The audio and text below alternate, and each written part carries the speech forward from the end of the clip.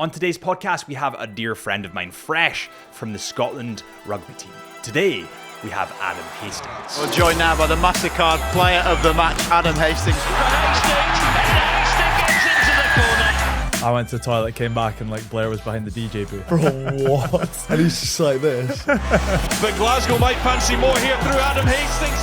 Good for the ball. To a Colossus again. Oh, and then Hastings. Wonderful. Does your missus do your fake tan? Right. Who's asked that? Get the Instagram now. With Hastings outside him on the short line. Spins out the tackle. That could be a huge moment in this game. Getting used to scoring tries like that. Don't score too many, so 2 is enough. Do you want some smelling salts? Yes. Just be keen. It's bad, Mate, right? that is wild. Yeah. There's been times where, especially when I'm younger, where I've, before games, not wanted to go on the pitch. Really? Boys getting woken up with smelling salts and slapped, and then just carrying on with a concussion. It's wild. Does it worry you? Yeah, definitely. I've had a few head knocks, and in the weeks after, you might be a bit slower or sensitive to light or headaches, and you do have symptoms, and yeah, it definitely worries me. My jaw was just apart, so it was like 2 jaws. Yeah, they said because we're cutting so close to a nerve in your face, there's a 1 in 15% chance you might be paralysed in your face. And there was definitely times where I thought, is my body able to actually play this game anymore? So New Zealand, 32 failed attempts over 120 years. Yeah. Will we beat them this time? Before we dive into this conversation with Adam, if you could do me a huge favor and hit that subscribe button, 5-star button, whatever it is, wherever you are, I'd really appreciate it. It honestly helps us so much more than you could possibly imagine. And the more likes and follows and subscribes we get, the more incredible guests we can get on the podcast. And my promise to you is that we'll get those incredible guests and we will have more brilliant conversations. Thank you. But without further ado, my name is Harrison Brown. This is the Into the Mind podcast, and everybody, let's welcome Adam Hastings.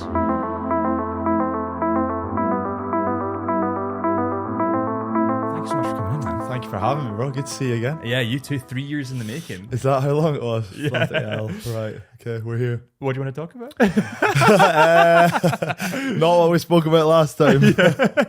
Well, listen, I think to start with, super nice and easy. I'd like, because everyone can see the game with USA where you guys absolutely smashed them, well done. Exactly. Or they can go on and they'll be watching New Zealand, all that kind of stuff, the upcoming stuff. But it'd be good to get a little bit of background on you. I mean, where did you kind of learn rugby in the first place? Learn rugby. I think probably started playing when I was about 4 years old. Obviously, my old man played for Scotland and the Lions, and so did my uncle as well. So rugby was kind of bred into me, I suppose. Yeah, the DNA. But yeah, I started playing kind of Watson's minis. I went to school, George Watson's College in Edinburgh, so started there. And I preferred football, to be honest, at that age. You're not allowed to say that. Yeah, definitely preferred football. And I think probably preferred football up until kind of maybe 12, 13. I wasn't good enough to play football. I'd have loved to have been, but yeah, I kind of started playing rugby down at Minis, and just went from there really. And I think kind of had to make a decision at probably 12, 13 whether I was going to really try and go for football or go for rugby. And obviously I hadn't been picked up by a football team at that point. It's quite tricky if you're not picked up young and early. So stuck with rugby. And did you learn from your dad? Was it like a little bit like the Kung Fu Kid where he puts on the jacket and he just keeps it on? Was it kind of like that? Like, how did your dad kind of say, listen, why don't you go into rugby? Or was it? No, not at all. He wasn't pushy at all. I played loads of sports growing up, and so did my sister as well. We were just kind of anything to get us out of the house was pretty good. So yeah, golf, cricket, swimming, rugby, football, squash, anything really, and loved sport growing up. That was my favourite thing to do, and I knew I wanted to be a sportsman. I just didn't know what sport. And he was never pushing. It was one of those things kind of when I was younger, didn't really realise why people wanted photos with my dad or why people would always talk to him when we went to Scotland rugby games. Like, I knew he was famous in a way, but I didn't really know what fame was or why. And then kind of clicked at some point, I couldn't tell you when, that he was obviously who he was. And it was quite interesting from that age, kind of the switch in my mindset of just when I was speaking to him, actually probably listening to what he had to say more than just like shut up. Yeah. So yeah, it was cool. He probably knows what he's talking about. Exactly. Yeah, exactly. I should probably. I think it's that thing when you're young, right? It's like, because my dad was the same. He's in business, and when you're young, it's that automatic instinct to rebel. Yeah. It's like, shut up. You're my dad. You don't know what you're talking about. Exactly. And then you get a bit older and you realize actually they kind of were right the whole time. Yeah. No, exactly. And I think like when it was tough, not tough, but when I was younger, obviously, he can't really give you too much tips when you're like 6 years old. Do you know what I mean? Like there's not much going on there. Even like at 12 years old, like what's he really going to tell you? It was more just the cool things, like he'd take me kicking. And so would my mum as well. I actually once said in an interview that my dad used to take me kicking. My mum got pissed off because she used to take me kicking more. Okay. So thanks, mum. But yeah, he used to take me kicking, and it was pretty cool. Obviously, you know, he would teach me stuff then, and you know, certain techniques and this and that. But it was more just what I found with my dad is the best thing over the years is not so much on pitch stuff, because the game's changed so much now. It's more just dealing with things off the pitch, or dealing with criticism, or dealing with you know, like the good times as well, and obviously reaching highs, but then the lows as well. And I think that's been the best thing for me, is having my dad as my dad. What kind of lessons do you think you've learned? Like if you were to specify a lesson that your dad's taught you, is there a specific, or is it more just like, don't put your elbows on the table when you're eating dinner? yeah, knives and forks, left and right hand? He always just says smile. He's always just said, if you're not enjoying it, there's no point. I think that is genuinely the biggest lesson. There's been times where, you know, I've been so caught up in external factors, or what people think, or if I'm playing well, or you know, reaching certain goals and things like that. But he's always kind of tried to bring me back to that, like, look, are you enjoying yourself? And try and get back, if I'm not, try and get back to enjoying myself, because yeah, that is the most important thing, I think. Would it be more mental then, do you think? Yeah, definitely. Yeah. He's not like, obviously, what we spoke about there, like he's given me, you know, physical tips with kicking and things like that. But to be honest, he's not really coached me much in that regard over the years. I've had some pretty good coaches who probably know a bit better, to be honest. But it's definitely more the off-field stuff, and even just talking about, have you ever felt this way before a kick, or have you ever felt this way before a game? And, you know, there's been times where, especially when I'm younger, where I've, before games, not wanted to go on the pitch. Really? Because I've been so nervous. And yeah, like I think that's quite a common thing as well. And you never would not go on, obviously. But there is certain times where, whether you're just nervous because it's a big game and you're young and you've not experienced it, or whether you're low on confidence, things like that. So yeah, it's just talking through those scenarios with him. It's been extremely helpful. Is it kind of like an anxiety? Well, when you were younger, is it like like a pent up anxiety? I'm about to go into this pitch. There's tens of thousands of people watching me in the stands. Yeah. Never mind online. Is it that was just kind of playing in your head? I think it's probably when I was younger. I definitely remember when I was coming through at Bath, I was, you know, very self confident, almost delusional. Like I remember being in the academy and thinking, why am I not starting? Or why haven't I been given a start yet? And like, not because I thought I was better than like George Ford, who was the England fly half at the time. It was just like I thought I deserved to go or whatever, when in reality I didn't at all. And I've had that kind of confidence, but then experienced the other end as well. Whereas when I actually got my first Premiership start, being so nervous, we're like, oh, maybe I don't want this. So like, maybe this is too much for me. And I think it's not. I don't think it's. Sometimes it's maybe been a bit low in self-confidence, but it's more just the fear of the unknown, I think, was the biggest thing for me at that age. And obviously having a lot more experience now, you're more comfortable with the unknown, if that makes sense, and being comfortable with not knowing what's going to happen. And I think that's just the fear when you're younger, probably. You ever read The Law of Attraction? No. So it's like it's interesting that you say like you were almost delusional when you were younger. It was like, I'm going to be the best rugby player. You know, it's like it wasn't I'm going to be, it's I am. Yeah. You almost like willed it into existence. Yeah. And that's kind of what the law of attraction is. It's the thoughts that you manifest will come true. So if you think I'm shit, I have anxiety about this, I'm really nervous, you're gonna be nervous. Yeah. And it's kind of the the idea that if you think about things in a certain way, you will them into existence. Yeah. A terrible example because he's not a nice human being. And but Conor McGregor talked a lot about this when he was good. Yeah. When he was in his fame, he said, listen, I willed it into existence. There was actually a study, and I mentioned this to Jamie in the last podcast, where they got a bunch of actors and they were going on stage on Broadway. I think they had like 50 shows to do, and they rigged them up with heart monitors. Okay. They basically said to the actors, tell me what you feel just before you go on stage. So night 1, they were all like, I'm shitting myself. Yeah. I don't want to go up. This is horrible. Yeah. By night 50, they asked the same question and they said, I'm really excited. Yeah. But their heart rate remained the same. Yeah. So it was consistent. Okay. But it was just the shift in their mindset, that allowed them to think, oh, I'm not anxious, actually I'm really excited. Yeah. And it's interesting because I know that Finn came across that way when he was younger as well. It was almost like an arrogance. Yeah. But it's because he willed it into existence. Yeah. Does that kind of make sense? Yeah, no, I see your point, and I think I definitely do look back on my mindset, or have looked back on when I've had a bad mindset through my career, when I've been low on confidence. I have looked back at times like that when I was younger and thought, why was I so confident? I would love some of that now. Yeah. But yeah, I think I've done a lot of work with what do you call them? Psychologists. I had a psychologist called Sam Leeming. I've done some work with him, and we just spoke about that exact thing. Like, why can't you choose to feel a certain way? Why do you leave it up to like your body to decide or your mind to decide? And we did a lot of work on, you can just choose. Well, you can choose to flip stuff. This is exciting. Yeah. So nerves is excitement. That's the way I view things now, and I'm much more comfortable now before games and much better at dealing with those thoughts, I think, now than I was before. Do you still get nervous about, like, see cameras? Does that make you nervous?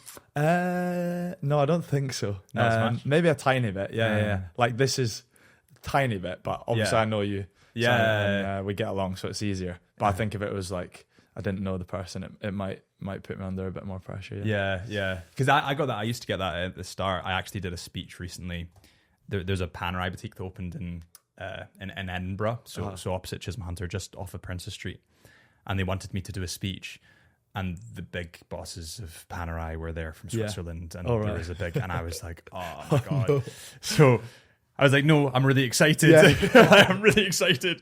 So I had this speech written down. I got there, and as I was about to get up, they were like, oh no, just change all that and do this and so it messed up everything. Yeah. Like, it messed up the flow and everything, and it was just kind of horrible. Yeah. Oh, right. Okay. But it's out with your comfort zone, right? It's like, you need to almost embrace discomfort at the start, and then it becomes normal. Yeah. And then all of a sudden, I mean, you probably go on to the pitch now and it's kind of second nature. Yeah, exactly. Yeah. It's funny you say that, actually, because I've had, probably when I first started getting interviewed, I would look back at interviews and I'd just be saying stuff. I wouldn't be in my head. It would just be someone else speaking. Auto. Yeah, because you don't know what you're saying. You're just trying to get words out and finish a sentence so they stop asking you questions. So yeah, it's interesting you say that. But yeah, I think definitely now, like, don't get me wrong, I still get to games sometimes and I'm really, really like in my own head, but I'm much better now at separating those thoughts from, how I actually am. And I understand now that those thoughts actually don't mean anything. They're normal. They're going to happen if you're in an intense situation, or if there's pressure on. Like, of course you're going to have those thoughts. It's just about separating them from what is actually true. And what is true is that you're okay. You're already good. Nailed the game. Yeah. You're good. Do you see with social media?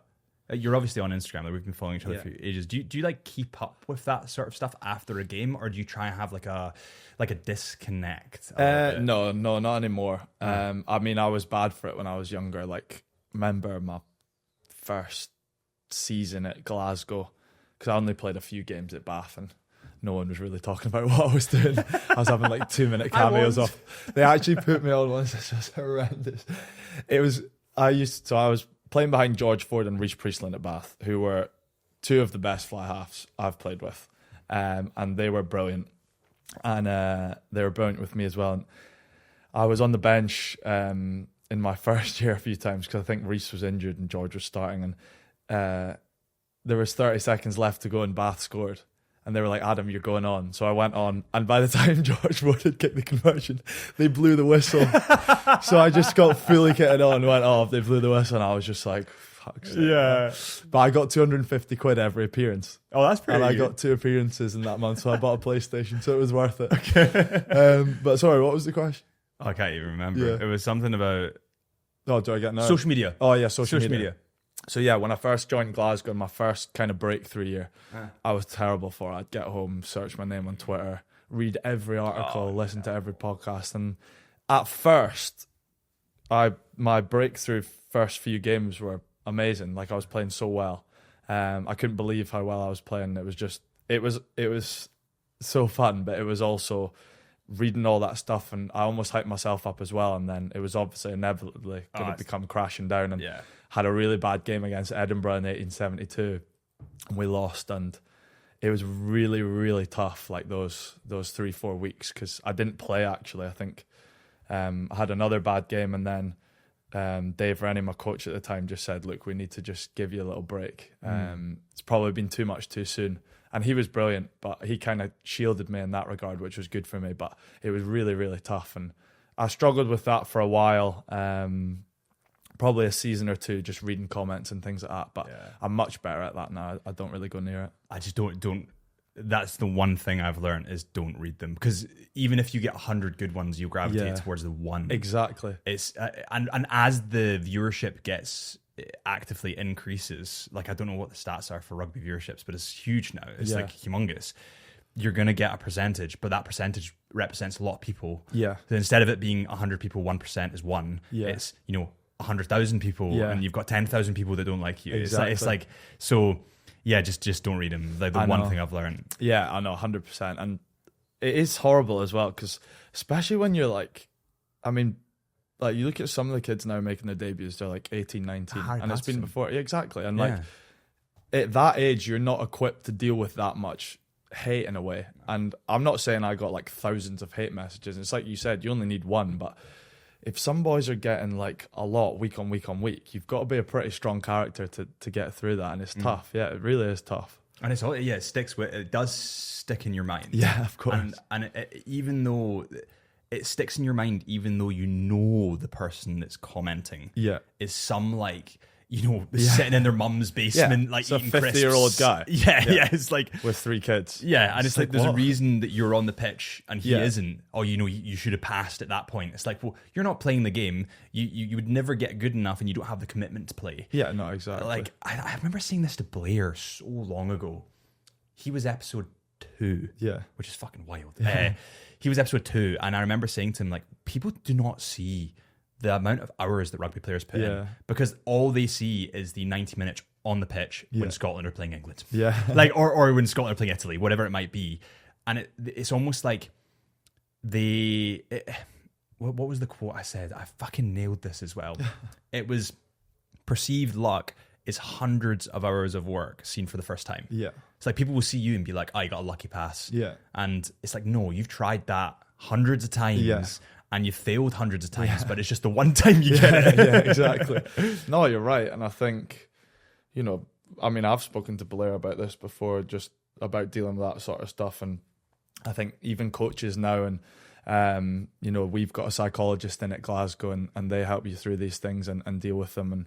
And it's brilliant. Like, there's a lot more emphasis on just shutting out that negative stuff and focusing on what's good. And I think clubs are doing a lot of good work around that now. And even I think it's just something that comes with age as well. You start to realize what's important, and you've got a lot more kind of evidence to back up that they're wrong rather than that they're right. So yeah, it's good. Is that automatic? Like, is it always been that way that you have a sports psychologist? When I was coming through at Bath, I can't remember having one. And then I think in my second year at Glasgow, there's a woman that came in, Zara Lipson, and she's still there now. So it's just like newish. Yeah, I think so. Yeah, right. But I certainly when my dad played there wasn't anything like that. It's like, suck it up, mate. Yeah, literally. Yeah, and even like, I mean, the old school's mental. Like even like concussion stuff now, it's just the game's changed so much, which is good. Like they've got, like back in the day, my dad's told me some horror stories, like boys getting woken up with smelling salts and slapped. and then just carrying on with the concussion. That's wild.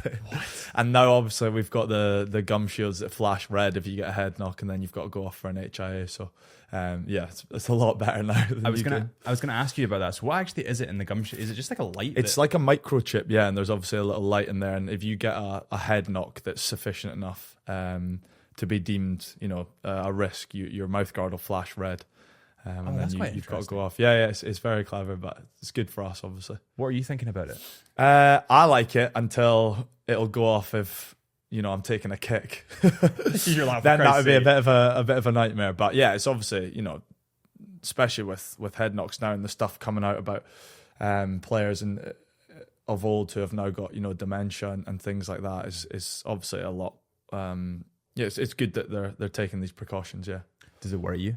Yeah, definitely. I've had a few head knocks, and you do even notice, in the weeks after, you might be a bit slower or sensitive to light or headaches, and you do have symptoms. And yeah, it definitely worries me. But it's just something that you can't really think about too much. There's obviously risks playing the game, and injury wise, as I've experienced, and a lot of others have. And it's just something that I try to stay on top of now. There's lots of new studies coming out that supplementing can help. There's a recent one with creatine. Yeah, I've started doing that one, fish oils. So yeah, they do look after us, and we get sent all this stuff as well. So I think we're in good hands. Yeah, for sure. there was a guy called Nathaniel Collins here, I'm gonna say like a couple months ago. He's a boxer. Yeah. And very, very accomplished boxer. I think he drew his last fight, but I don't think he drew it. I think he won it. But he's going for is it welterweight or lightweight? It's one of the two championships. And he's like, you should see the neck of this guy. It's like his just everything just points towards his private parts. It's just like muscles popping out everywhere. Oh no! But he called it. Is it like something drunk, like a punch drunk? Yeah. And he said a lot of the guys he trains with, they're trying to alliterate a sentence. They just can't. They just can't string it. They they've just been punched too many times. Oh, it's mental. And his kind of take on it is like, I want to get in this game, make my money, and get out. Yeah, because I do not want to be like that. He's witnessed it. He's seen the issues that are happening to relatively young people. Yeah, and he's like, I don't want to be around that. Yeah, no, it's not the one, is it? No. And like, especially with those boys as well, like they spar a lot, and they'll be just getting little ones all the time, like consistently. So yeah, it's one of them. They've just got, he's right. Just get in, get out. Yeah. Make your money and get out. And I think it is like obviously what I just said there. Like there's obviously risks with the sport, and there's risks with everything. I suppose it's just being smart around that. And obviously if you end up taking too many, if you take too many, and I think it's a 3-month window, they end up sitting you out for 6 months. So there's a lot of good stuff in place, and it's a lot better, but obviously there's still that risk there. And I suppose there's still frustration, because if someone has been playing really well, but they've been bumped in the head a couple of times, and then 6 months you're out, like it's almost like you're not warm anymore. I know. I know. And that's the problem as well. Like the more you get, the easier it is to get knocked out. You start getting glass jaw, and it's tricky. So yeah, touch wood, no more. It's interesting. I've been to a couple of rugby games before, and whenever I go to rugby games, I always seem to spot insane, incredible watches. Actually, Adam's Rolex Daytona is definitely one of them. And whenever I'm looking for my luxury watch, I head to Chisholm Hunter. Now, Chisholm Hunter are a family-run jewelers that have been going for over 165 years. Yes, you heard me, over 165 years. And I think when you're buying your next luxury watch, it should really be about trust with your authorized retailer. And Chisholm Hunter are authorized in pretty much every brand you can think of. I mean, I've got an Amiga on at the moment, but they're authorized for Tudor, Tag Heuer, Vacheron Constantin, Blancpain, etc., etc. Pretty much every brand you can think of, they are authorized retailers of that brand. And with 165 years experience, they are the place to go. So if you're looking for your next luxury watch, or something for the missus, maybe a luxury diamond, which they're also world renowned for, then head to chisholmhunter.co.uk. And while you're on the Chisholm Hunter website, make sure you type in the discount code CHSUB, that is CHSUB, for an exclusive 10% off selected lines. That's as a thank you for listening and supporting the podcast. So that's Chisholm Hunter, and the discount code is CHSUB, chisholmhunter.co.uk and CHSUB. Thank you guys so much, and let's get back to this conversation with Adam. On the subtext of Jaws, How's your jaw doing?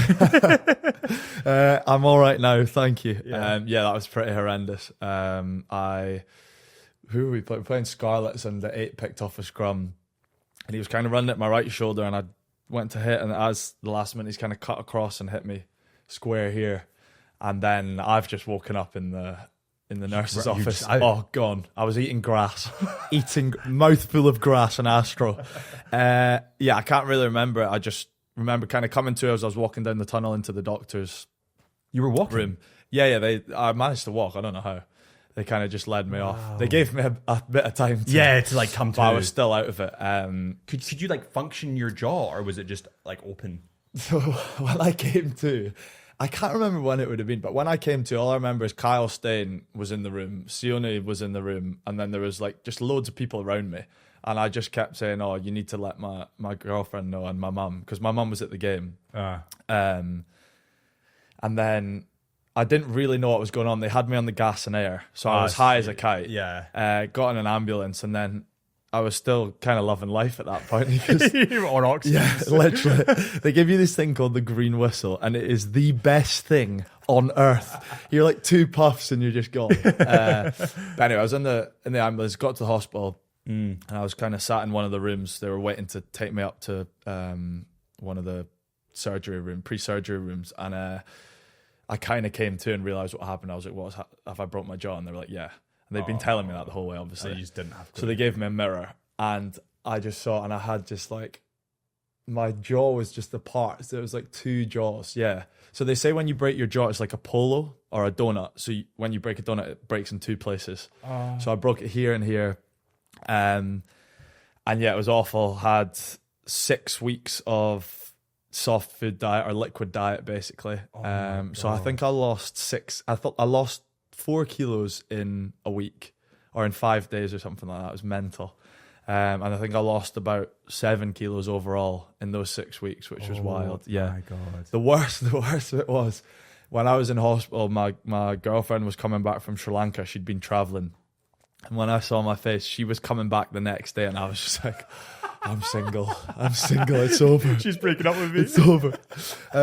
But yeah, the worst bit though was before surgery. I don't know if you've ever heard of surgery. They have to kind of tell you the dangers of it. So they say there's like a 1% or 0.1% chance you might die, which is normal. Like they always say that. And then they said, because we're cutting so close to a nerve in your face, there's a 1 in 15% chance you might be paralyzed in your face. And I was like, 1 in 50. And they got no 1 in 15. Bro, that is not good stats. That's terrible. That is horrendous stats. So thankfully I didn't think too much about it, and like when I woke up I was moving my face, but yeah, all good now. Pretty much back to normal. Healed up. Yeah, And could you speak when you'd broken it, or no, was it? So I was kind of just like this. Thankfully I didn't have to have it wired shut. They just put wires and bolts in it, but some people have to have it completely wired shut. And then it fuses over a month or 2, and then it can start. But they're real bad ones. So luckily I didn't have that, and my surgeon was brilliant. But yeah, it was just, I was kind of like this for a while. And then it hurt to kind of, I couldn't open it too far. So even when I could eat, mate, I couldn't really. You couldn't. And it hurt to chew. So it was like, I think all in all, it was about 12, 14 weeks. But it was just, it was crap, mate. Like I've had a lot of injuries, but that was the worst one, man. It's one of those ones where you're just like, why do I do this? Oh, literally, that was one of the, it was awful, but hey ho, we're back. Is that the worst injury you've had, do you think? The jaw? Yeah, I mean, I went through a kind of 2-year period when I was at Gloucester. Played full season at Gloucester when I first moved down, and then tore my hammy right before summer tour. So it was just a little one. It wasn't too bad. Didn't need an op. Then I went 4 games into that season, dislocated my shoulder. Came back for 4 games at the end of the year. Syndesmosis in my right knee. So that was torn ligaments. Missed the World Cup. Came back the following season. 2 games in, did my PCL. Oh my God. Then came back from that. First game back, did my other PCL. Came back from that. First game back was sore. Realised that it hadn't healed. I'd snapped it in training like 2 weeks prior again. So then now I just don't have a PCL. So I was able to keep playing, thankfully. Right. Thankfully I didn't need an operation, but I don't have a PCL in my left knee now, which is quite wild, yeah. What did your dad say when all this is going on? Oh, we just couldn't believe it. I thought I was cursed. It's funny. I said in a podcast, my sister, she got me a voucher to see a shaman or whatever. Or she was saying she was going to. I said this on a podcast, right?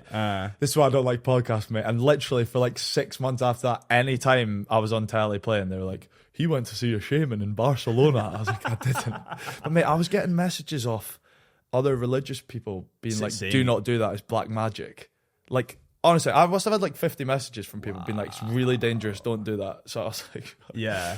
But anyway, so yeah, we just couldn't believe, like, I could not believe my luck, basically. I must have done something bad in the past life, but it was just one of them. You could not believe it was happening. Like, after the third one, I'm like, this is unlucky. But after that, it's just, it's meant. And there was definitely times where I thought, like, is my body able to actually play this game anymore? So I never actually thought about retiring, but it definitely crossed my mind, like, will I have to? So yeah, it's tricky. That's like a lot to handle, though, if that's going through your head. Yeah. Especially because you're young. You're 20. Well, yeah. Well, I mean, I'm 29 now, but I was, 26 when it started, basically. Right. 27. So yeah, it was a tough one, and I feel like for it to end that abruptly would be pretty tough to take, and also I wouldn't have a clue what to do. So I'd be, looking for jobs left, right, and centre. But yeah, it was a difficult time. But again, it was just one of them that you just kind of have to have faith that I had that bad luck, so maybe due a bit of good luck, and it'll work itself out. Exactly. Yeah. Yeah. And did you? Yeah. So you were thinking about that, and then you're having a good run now. Yeah. And that the USA game, we'll talk about that now, but that was pretty physical. Well, it was physical. You obviously won, but it was quite physical. The big boys. Yeah. No, they were decent. I feel for them because they're obviously. Do you? No, it's one of that because we were also up for it, obviously, and we were playing really well, and everything was kind of sticking, to be honest. Like, not much was going wrong for us, and I felt like it was a bit uneven, but they're kind of in a building phase at the moment, so that's expected in parts from them. And we played them a year before on tour, and it was a much closer game than that. So I think they were missing a few boys as well. And what do you think went wrong with their team? Was it players? Yeah, they were missing some pretty big names. They were missing AJ McGinty, who's at Bristol. So yeah, it was just a tricky day, and obviously we had some boys who hadn't played much rugby, and they were pretty fresh. So yeah, it was tough. And Darcy scored a hat trick. Darcy scored a hat trick. Jamie Dolby scored a hat trick, or did Dewey? Was it Dewey? I can't remember. Something like that. Too but many. I was looking at the stats. I didn't actually manage to watch the full game. I watched the highlights. Yeah, can't remember where it was, but yeah, it was domination. Yeah. It was like proper domination. Yeah, but hey, it was good. It was good fun. It was good fun to be at Murrayfield, and obviously, it was still competitive. I felt like so. Yeah. And I was going to say actually, but firstly, New Zealand. We'll talk about that in a second. Are you at Murrayfield tomorrow? I've got team run, yeah. I'm at Murrayfield. There's like a Tudor event. Oh, are you coming? I think, yeah. Are you at that? Oh, right, sweet. Yeah. I'll see you there. Team run. Yeah, nice. All right, happy days. I don't know if it's with the New Zealand guys, but... All right. Because they sponsor... They might have a team run at some point. Well, I imagine they will. So I don't know what time they'll be. We're usually in the morning, so they might be afternoon. Yeah, I'm not sure. They've kept it very like secretive, but they were like, "Oh, we're going to Murrayfield," and I was like, I wonder if Adam's there. But oh yeah, I'll catch you there. Let me know at the time. Yeah, I'll let you know. So New Zealand, I was writing this down before. Yeah, 32 failed attempts over 120 years. Yeah. Will we beat them this time? I think it's a bold statement, but I think this is the best chance we've had. Just with the strength in our team, the way boys are playing at the moment, the form they're in, coming off the back of the most Scots I think we've had in the Lions tour in a while, or ever. It was. I don't really know. I think. No, I wouldn't be ever, would it? I did the podcast with Sione, and I did memorize this stat. Yeah. I think it was a long time. I'm not sure it was ever. It was a long time. Well, it was like 20 anyway, plus years. Exactly. Like yeah. So coming off like the back of that, and just the form boys are in, and the stage are at in their careers as well. I think it's definitely time that it's happened. Yeah. So you think we'll beat them? If I was a betting man, I can't actually say that, but I think this is the best chance we've had, and I think if we play well on the day, we can beat them. Yeah, definitely. I genuinely, obviously USA is a just from watching the highlights, like everything that you were doing stuck, but it wasn't necessarily because the USA was they obviously were a weaker team, but it was just that you were so fluid. I feel like from an observer watching and a fan, I felt like it was just everything was like oiled, like it was like a well-oiled machine. Everything was just working. Obviously, confidence comes into that. Yeah. Do you think the team are confident for the New Zealand game? Yeah, I think everyone's confident. It's one of them, I think, because obviously there's a lot of us that play together at clubs, so we're getting that fluidity every single week. And then when you bring boys like Finn and Blair back in from their respective clubs with different ideas and different ways they run things, then it's a pretty good mix. And yeah, I think boys, Glasgow, we've won 4 from 5. This year we're all, actually I shouldn't say that because Edinburgh have done too well. Anyway, I think at a club we've been gelling well together and been in good form. So yeah, I think it's a good mix, and yeah, it'll be an exciting game. Yeah, it will be. Yeah. It will be. I'm super. I think I'm almost as excited as I am for the Scotland-England game. Yeah. Almost. By the way, have you seen the ticket prices? No. For Scotland-England? No. So I was looking at the tickets because I love going to rugby. It's like one of my things. But let's say Scotland, Italy, Six Nations. Yeah. You're talking 40 quid, maybe 60. Yeah. Scotland, England is like £500 to £600. What for a ticket? That's a joke. That's insane. That is mental. But it shows you the draw. Yeah. Why do you think it is? Because you were obviously in Gloucester, right? You were down south. Why is there this butting of heads between Scotland and England? It's just bred into you, isn't it? Like, I remember just like being a kid, just like hating them, like genuinely hating England, but not English people, because my cousins are English. Yeah, like just the team, and it's nothing to do with the people. It's just like, I think it's just bred into you, and obviously that rivalry's been there for forever, and my dad had that as well, and I think just probably growing up with that around me as well, and them talking about it, it's just one of those things. And it's just a thing in Scotland, isn't it? You just grow up and like everyone just wants to hate England, but in reality they're all really good lads. Oh, they're lovely, and they're sound. And I think that there's not a hatred. It's not a full hatred now, but there's definitely a big rivalry there, and it's good for everyone. It's good for the fans. It's good to play in. It's exciting. It makes sport more exciting, doesn't it? Those rivalries. So I think the more the better, to be honest. It's like drama. Yeah, I think people buy into drama, and I think that Scotland and England. Don't get me wrong. I love the English players. I love the English guys, but it is just that like there's a little bit more tension in the air when Scotland and England are playing. Do you think we'll beat England? We're a bit far off now, but yeah, I mean we've had the better of them over the last wee while. So, and obviously, did they get one? They beat us last year, didn't they? It's February this year that you're playing them. So but last year they did, yeah. Yeah. But so then there was a weird try that I wasn't happy with. I'm not sure if you remember that.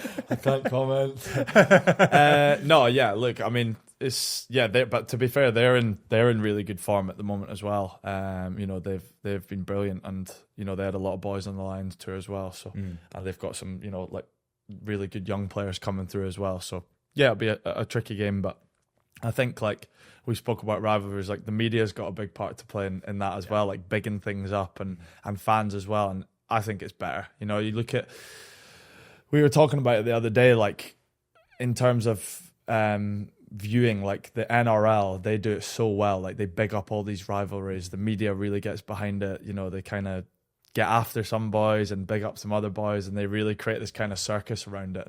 And that's why their competition's so good to watch, and I think we could maybe do that a bit more here. Yeah. How did you find the Netflix series?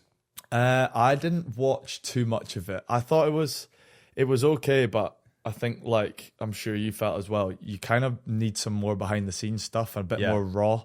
I think it was probably just a bit too distanced for it to be massively interesting. I think it still had a good bit, but it was almost guarded. Yeah. Like I feel like, and this is actually something that Blair said. He said they'd be sitting there playing PS4 or something, and they'd be bitching about the coach, and then all of a sudden this like big mic would come down and silence would fall across the table because nobody wants to say anything. No, of course. I feel like if they're to do it, they really need to hide cameras. Not like, obviously you guys know that you're being filmed, but maybe be a bit more distance so that you guys can be more yourselves. Yeah, I think you're right. And like, obviously, if you're having sorry, I'm spat on your table. If you're having like a not like a secretive conversation, like, but if you're having like a slightly deeper conversation or a bit more triggering, then it would probably be more interesting to viewers. And that's not to say, oh, like, we need to have every single conversation that boys have that are extremely private. But I think Be if getting you cancelled real quick. yeah, you would. I think if you just had a bit more of like the real emotion stuff, maybe in meetings, or if there's stuff, you know, more in the changing rooms, or like, because the all or nothing stuff with the NFL, I think they do it really well and it's really interesting to watch. Whereas it was probably just a bit too guarded, like you said. Yeah, just that's what I felt. I only watched 1 or 2 episodes with Scotland, obviously. I felt there was almost like a block. Like there was a level of, I'm a different person in front of the camera. Yeah. And I suppose that does happen, right? It's weird when you're like, see, if you're at a dinner or something and then all of a sudden there's like a camera in your face, you're not going to keep the same conversation. I know, yeah. Were you part of any of that filming or no? Nah, I was injured. I think I might have been in camp for one of them when the cameras were there. But yeah, it's one of them as well. Like, even when they're miking up boys for training, they're kind of coming over like, I'm mic'd up, by the way, so don't say anything. Don't say anything weird. But yeah, I think, look, it was one of those things. It's obviously a shame because they had a chance to kind of do it, and maybe they'll bring it back. I don't really know. I think they will. Yeah, Yeah, hopefully. I think they will. Because it's cool. Yeah, it is really cool, and I think the eyes are there. Yeah. Like, you can see by the ticket prices, the eyes are there. Like, so I do feel that they just need to do it more dramatized, a bit like the F1. Yeah. Like, yeah, exactly. Yeah. Very little happens. It's like a car touches another car, but it's like a whole. Big it, they big it up yeah. so much that you're like, oh my god, this is insane. So yeah, I think they should do it more like that. And I think it gives players, like, it gives people an insight to the players as well, and like gives a bit more personality to them, because obviously you only really see what's on someone's social media, really, and in interviews. Whereas if you're doing that type of stuff, you kind of get to see a bit more who they are, and it's better for the player as well. It's probably, you know, makes people understand them a bit more and gives them more of an insight. Yeah. How have you found Stafford as the captain? Yeah, he's been good. Yeah. It's funny. I was slagging him off, or not slagging him off, but I just remember, like, when I left Glasgow, Stafford was just like wee, timid, quiet Stafford, and like he wasn't playing much. He actually nearly was out of contract, and then, like, to see coming back now, the difference, it's mental. It's cool to see, and he's like speaking in meetings. Obviously, he's captain. You know, he's a real leader. So yeah, it was awesome to kind of come back after 3 years down south and see the change. It's cool. Is it weird that you'll be so, like, such a close pal with some of the boys, but then they're your captain? Nah, No? it's fine. Yeah, because like, it's just different. Obviously, when, you know, someone like Sione is doing a team talk, you're just listening to him as himself, and he's just getting passionate about things, and you're buying into that. So no, it's not different. I think it's more funny. It's more funny when we're going to like a what do you call it? Like an after-match function or something, and he's got to be really nice and respectful to older people he's meeting. It's quite interesting. It's funny seeing him like that. It's the same with everyone, you know. They've kind of got to have their corporate face on, as opposed to jovial and some of the other stuff we get into. Yeah. Who you obviously can't say who you prefer. That's a stupid question, Harrison. Who do you think? Like, you obviously, were you under Sione at all when he was captaining? Yeah. What are the different styles between the two, would you say? Oh, well, I think, like, with everyone, they've got their own kind of styles. You know, Sione himself, he's very good at, like, geeing boys up. Like, his pre-match speeches are class. They're amazing. He gets everyone going, and he speaks really well. He's a great speaker. And I think you'll have other boys, let me think, who probably just lead more in their actions. Finn, maybe? Yeah, I mean, Finn speaks, but yeah, someone like that. Or I don't really know, to be honest. Like Rory Darge, he's a brilliant talker when he was captain, but he's one of them, like, you'll just get out there and he'll just start smoking boys, and you'll be like, right, that's my guy. Yeah, you know what I mean? yeah, he's my captain. Yeah, that's my guy. I'm following him. Yeah. So I think you have different ways of leading, and I think that's something, like, although Stafford might be captain that day, there's lots of leaders in that team who will speak and take the onus off, or if they want to say something, they'll have the license to do so. So it's good. Yeah. So there's not. Yeah. So it's just different personalities doing different ways, right? Yeah, exactly. I mean, maybe like I don't really know. Maybe back in the day, it was the captain does everything. Certainly at school, it was like that. Your captain would be the one who talks, and he'd always do the pre-match, and even if they were shite. Yeah, exactly. Yeah. Whereas now it's just a bit more fluid, I think. It was funny when I was talking to. Was it? I mean, it was maybe Blair actually.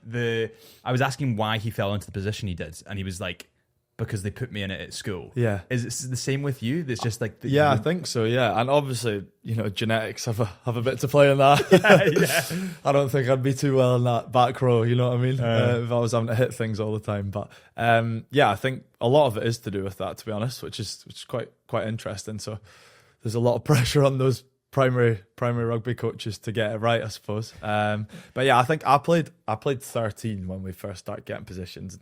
I was probably a bit quicker back then. But then I remember getting moved to 10 at maybe 8 years old, 9 years old, and then I've just stuck there since. So. You're pretty fast though. No, I think you're still I'm okay. Yeah, I'm okay, but I'm not one of the quickest. It actually gets me a bit sad when I see the pace of some of the boys. Like Blair. Yeah, it's just I would love to be that quick. Like, do you know how fun it must be to be that fast? Run everyone. Imagine just getting the ball and being like, I'm running around everyone here and no one can catch me. Like, that just must be the best. Well, I suppose there's speed and there's acceleration. Like, if you look at a guy like Darcy, acceleration wise, Jesus Christ, or agility. Yeah. It's like he's probably not the fastest, but agility and just getting off the mark. Like Rugby 08 joystick. Like, that's your guy. Yeah. It's insane. Whereas Blair, straight line, you give him 10 meters, then he's maybe at full pace. Lengthy. Yeah, he's got all like, he's got that line on him. Yeah, no, exactly. I'd just love to be that fast. It'd be so fun. I think I'd rather that over being like absolutely massive.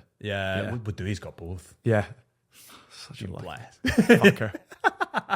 What a bad guy. Are you close honestly? To him? Yeah, he's a good lad. Yeah, but it pisses me off, man. Some people just win the genetic lottery, don't they?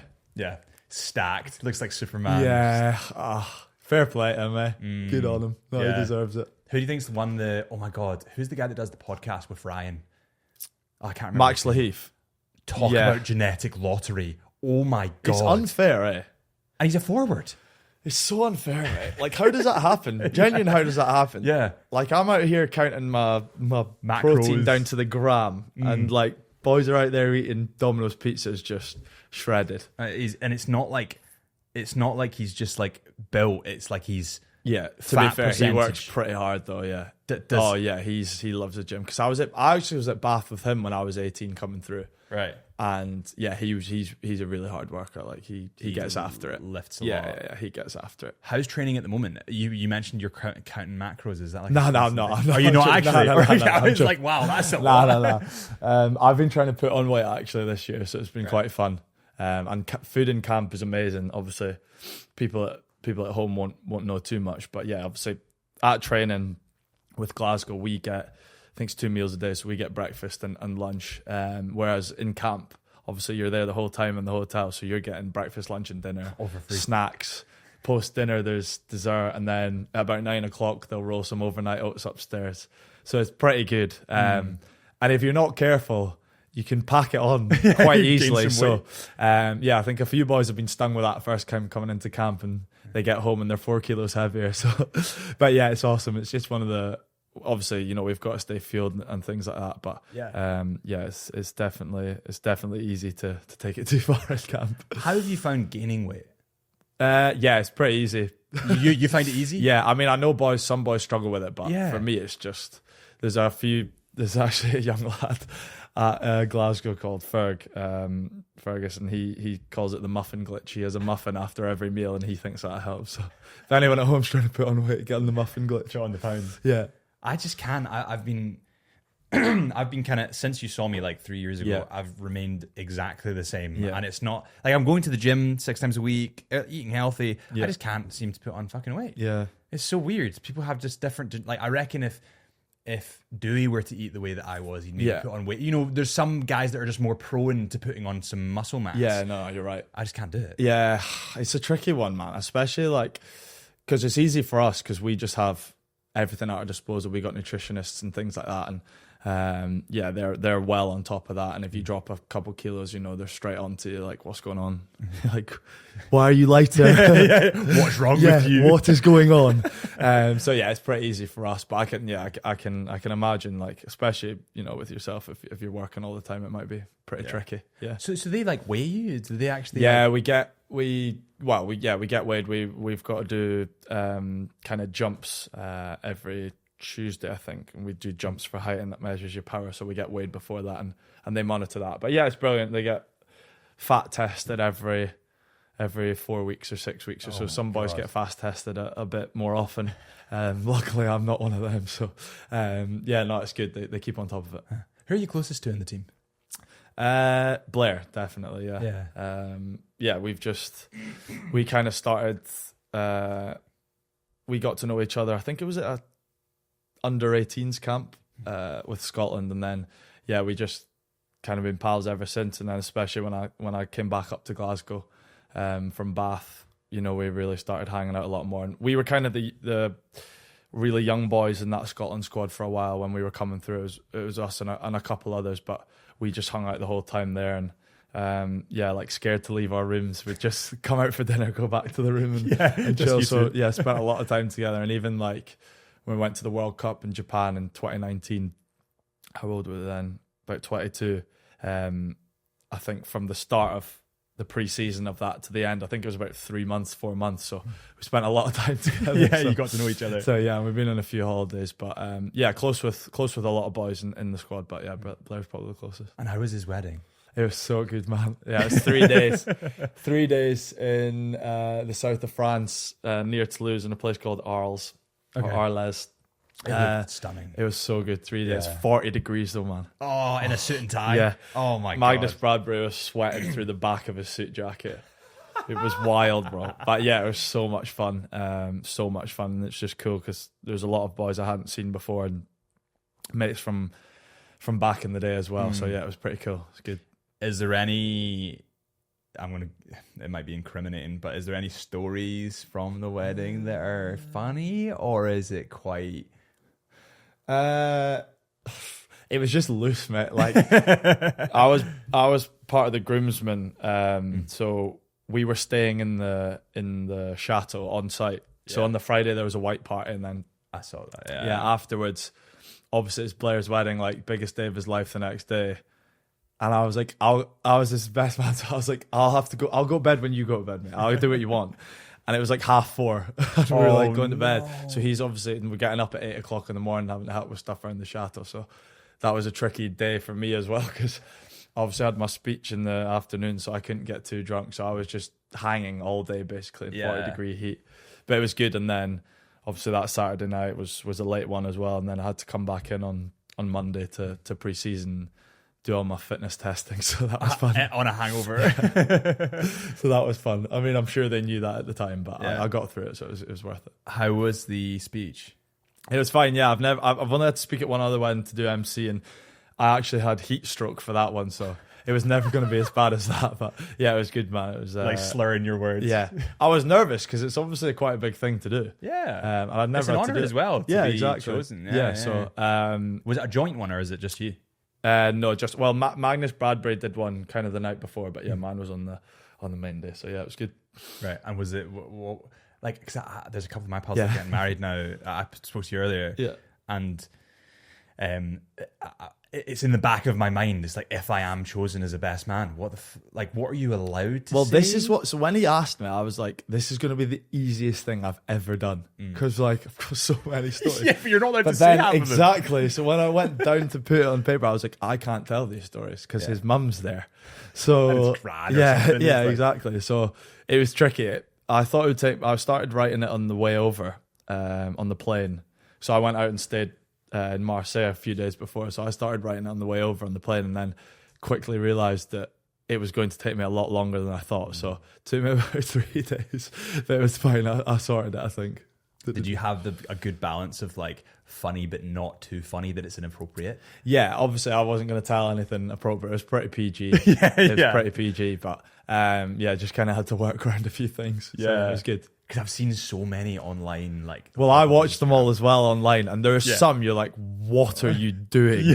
Oh my goodness, mate! And it's not even funny, Yeah, they'll be like, "Yo, this girl gave him this, and this girl," and it's like, yeah. Oh no, it's too much, man. But yeah, it was good. It was a really good. It was a really good 3 days. yeah. Because some of the stuff I saw online, it's you just need to be really careful of who is in the room. Yeah, but some people just don't have that awareness. Like some people really don't. Like no, and I'm glad I was like 28 by the time it happened, because I think if I was younger, I would have got it seriously. This wrong. will be funny. Like got it so wrong. Yeah. But it was fine. People were laughing, going along. Yeah, with they were it. laughing, but like everyone's gonna laugh because they're all absolutely battered. I was like 8 p.m. when I gave the speech, so like it was fine. Yeah. I don't know. I'm kind of nervous for that. Like weddings in general. Maybe Have you just had to speak at one? Not yet. No. Not yet. I've only been to one. I went to my auntie's wedding. Okay. But now people are starting to follow. Yeah. I mean, you know how it goes. Yeah. Like you hit. I think 27 is when it starts to be like, right, children are an option. Yeah. And also it gets to the point where like a pal will be like, oh, my girlfriend's pregnant, and you're like, maybe. Like, good thing or bad thing? Oh shit. Yeah, we had a wedding, Xander Ferguson's wedding, when we were 21. And that was like a 21st. That was mental. Wait, So, he was 21. Yeah, he was 22 when he got married, I think. What? Yeah, or 23. But we were all 21. Yeah. But it was awesome. It was an awesome day. It was at his old school, Strathallan. But it was, again, it was extremely loose because we were so young, and it was like free bar, and we were just obviously it was mental. 21 years old. Yeah, exactly. 21 years old, but it was so good. Yeah. Yeah, good. There's a couple of there's tons of questions that people have fired in. Okay. On the Instagram. Just realized I haven't written who actually fired the questions in, which is weird chat from me. But anyway, and then there's also a thing that we did with Sione, Blair, and stuff like that, which is describe players in 3 words. So we'll do that first, right? Okay. So first things first. Do you want some smelling salts? Some what? Yes. Mate, Did you I see love Jamie Batty? these. Oh, did he do it? Did you see him? Nah. So Jamie, you know Jamie. Yeah. Like big beef, like Yeah, big yeah, guy, yeah. like strong, Yeah. can drink anyone Yeah. under the table. And I was like, just be careful with these because they're really strong. Yeah. And he was like, it'll be fine. And he started crying after it. You do them first, and then I'll Mate, we have these in the club, and just be genuinely. is this really They're strong. okay? Because we have these in the club, in the gym. Yeah. But like they're all like sold that they don't do anything. This is Okay. It's been sitting there for a while though, so it. It's bad, Mate, right? that is wild. Yeah. Oh, he's getting one nostril out. Because it went up my left, but not my Right. right. Oh, is it fine? Wait. No. Yeah, it's every whiff. It's like a. Mate. My right nostril must be blocked, bro. See, the first time I did that, they're actually running out a little bit. The first time I did this was like, Oh, so bad. oh, it's bad. Oh, Oh, it really stings, yeah. doesn't it? They're good though. I can't believe that's still. I can't believe that's still got strength. I got these ages ago. And I was it like, awful? Awful. I saw it in like a podcast. Yeah. It was Did you like, see it'll the be one on funny. Joe Rogan, and it's in the stuff, I can't do it. and he's like, no, it's wrapped in like cellophane, and he's yeah, Yeah. and he sniffs it, and he's like, "No, I can't." Oh. and then he peer pressures the guest into doing it. and does he? do it? Yeah. Yeah, he does it.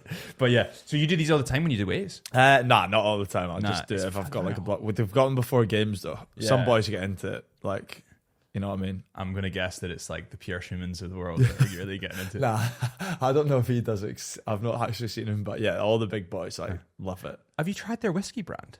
No, Is it's funny. The other night we were in a. The boys were in. Should you tell this story? We went for dinner at a bar the other night on Sunday when we came into camp, and Finn was asking the boy behind the bar, the barman, saying, "What do you think of that whiskey?" In front of Dwayne, and he said, "Oh shit." Oh shite. He was like, "What do you think of that one?" He's like, "Oh, that one's really good, but that one's shite." So it's funny, man. Duan didn't say anything. I don't think. But no, I've not tried it. I'm not really a whiskey man. I'd like to get into it though. I think it's quite cool. It's pretty cool. Like I went to, where was I? I went to Harris. I was filming with. It was actually last week. I was filming with Leica. They essentially wanted me to go somewhere really the suburbs of Scotland and film, and I did a whiskey tour of the Harris distillery, purely for photography as well. But also, I was like, I get to try some cool whiskey. Yeah, nice. But I don't know. Part of it, I was like, is this just marketing? Like they were like, I know what you mean. Smell this. So you'd smell it, and you'd go like this, and then they go like, take a deeper smell. So you end up going like right into it, and then they go, can you smell the banana? And you're like, no. All I can smell is alcohol. It's ethanol. It's like 60% ethanol. No. It's like, I don't know. Are you into it? Do you like it? More now. Okay. It gets gifted a lot, and like people that will come on the podcast will bring stuff now. And oh shit, sorry, bro. I should have bought you. No, don't be still. No, don't honestly, don't be silly. It's but like like a lot of people want to have a drink on the podcast, and they'll be so.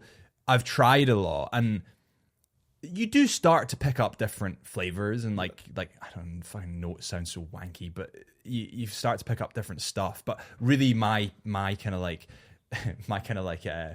broadband is like sweet or smoky. It's pretty much the two flavors that I get. But there's the one that you should get if you've not tried whiskey before, especially, or you're not really into it, is the Isle of Harris do one that's the Herrick. Okay. And that essentially means, they told me this in the whiskey tour, it's like the people that live in Harris that are the OGs that speak Gaelic, or the Herricks. And it actually is really nice. Yeah. It's the first whiskey I've tried that I've not been like, this is shockingly bad. But you need to be really careful with it. Do you put honey and sugar in it or anything like that? No. I put ice in it. It's quite sweet. Like this one's quite sweet. Yeah. I put ice in it. But you need to be really careful with it, because like, get battered. Oh my god! Like, I'll be playing PS5 and I'll be like, I'm pretty relaxed. I might have a glass of whiskey, and all of a sudden you're 2 glasses deep, and you're like, whoa. Really? Is it that? Wow! It's it's like 45%. Yeah. Oh yeah. Okay. It's like having a shot. You're having essentially like 3 shots every glass of whiskey that you have, unless you're watering it down. Yeah. So it's strong. Yeah. Right. Okay. I don't know. What do you drink? Oh, just pints and VSLs. I need to get. I actually am keen to get into whiskey. I kind of want to do tequila as well. Yeah, because apparently it doesn't give you that bad a hangover if you stick on tequila. And I think like top end tequila is actually not bad, or not that. It's quite tasty. Yeah, it can be. So my brother actually taught me this trick. We were in Indonesia ages ago. My brother came out for a week. It was really weird. He was like, I've got a week between work, so I'll come out. Yeah. And he came through and he was like, right, drink 1 tequila shot and have a small, they did like tiny little bottles of water, 500 ml, 250 ml. I said, have a shot, have a bottle of water, have a shot, and I woke up with no hangover. But did you get drunk? I was pretty slaughtered. Oh, right, okay. Like I was, there was dance moves being pulled out. I was slaughtered. But it was pretty good, because like you wake up and you're like, I don't feel that. Yeah. Like, I feel like I should feel worse than I am. Right, that could be the one. I think it might be. Okay. Are you finding hangovers getting worse? Yeah. Like headaches? I'm 29 now. So bad. Do you like wake up in the middle of the night and think, fuck? Nah. I used to. I think when I turned 27, I was thinking, oh no, I'm getting on here. But now I'm chilling. So I feel like 30, people stress about it, but once they are 30, it's fine. Yeah. Because I'm into my 30s now, I can relax. The fear's gone. Whereas, like, I feel the closer you get to it, you maybe. But nah, I'm not that bad. I'm there right now. Are you? Are you 30? Right, so I'm 28. Oh, okay. But when I turned 28, I was like, oh god. Yeah. See, when you turn 29, different. Yeah. Just chilling. Like, I don't know. 28, I was like, 10 years ago, I was 18. Yeah. That's weird. Yeah, I don't like that. No, that's really strange to me. Like, someone was, it was actually the taxi driver yesterday was asking me about work, and I was like, oh, I remember 10 years ago, and then I was like, what? Yeah. 10 years ago? I know, it's wild, eh? Crazy. I know. Yeah. And it's so funny as well when you think back to like where you were. Like 10 years ago, I was just leaving school. Oh my God. And I was like, didn't have a clue. And now I just feel like there's so much time between it and so much stuff I've done. So it's quite cool. What do you think's the future? We'll move on to these questions in a second, but when you look into the future outside rugby, what do you see yourself doing? Honestly, we talk about this all the time now, especially now we're getting older, but I honestly don't know. And part of me stresses about it, but part of me thinks it's quite cool as well, because I do have so many options. And I mean, hopefully now I'll play for, another 6 years or 8 years or whatever. I'd like to think I could get to 36, because I've had quite a lot of time out with injuries as well.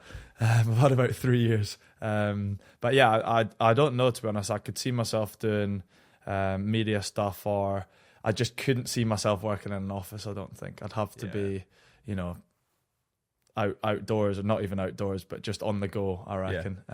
What Ryan's done is really good. Yeah, because he's building his own podcast, but he's also got his social channels, and he's a kind of personality. Same with Jim. Do you know Jim? Yeah. So the same with them. Like they're personalities that have the backing of being a pro rugby player. Yeah, that's quite a cool avenue. Yeah, I mean Wilson's an enigma because he just has energy and abundance, and I don't know how he does it. Like he took me to Portugal to play on his channel Scrum to Scratch, and we went and played like 3 rounds out there, and he's on the phone to people all the time sorting stuff. He's like sending emails, he's sending texts, but like he's still so present with you. Like see if that was me, I would be on my phone, barely able to have a conversation with you. And then once I finished that, I'd be just out.